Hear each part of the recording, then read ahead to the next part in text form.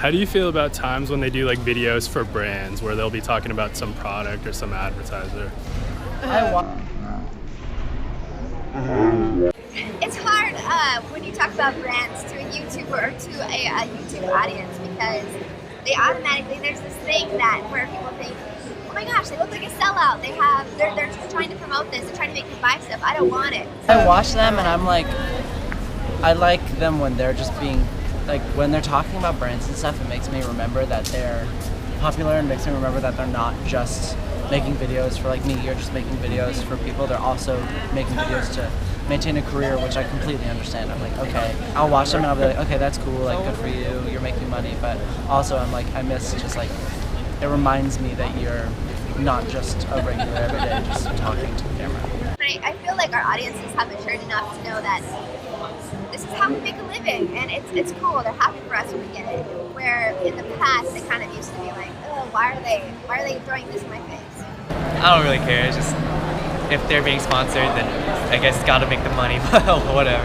As long as the content's good, they don't care if it's branded really, and they just don't want the messaging shoved in their face. They just want a good video. Sometimes brands they basically want you to make a commercial. They want you to have all this messaging in it. Like, oh, but we don't want you to say it like this. We want you to say it like this. And we want this exactly like we want you to say the slogan.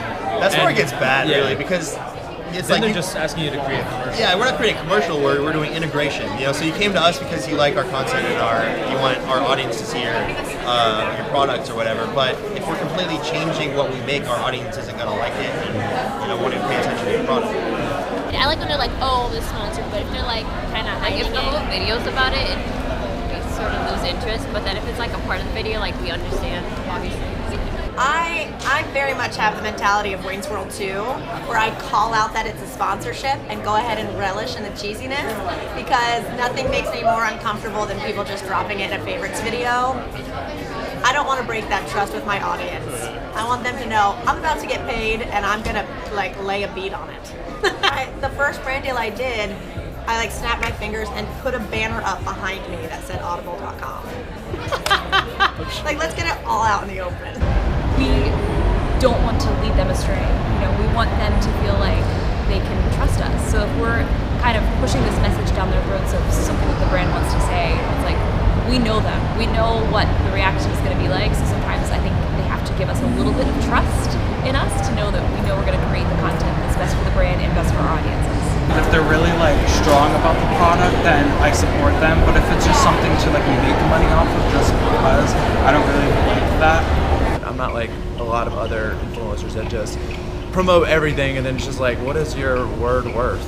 So I would let brands know that I specifically work with brands that I like and know that my fans would like. If you believe in it and you're passionate about whatever it is that you're selling, that changes everything. I mean, then your audience can get behind it and they can believe what you're selling.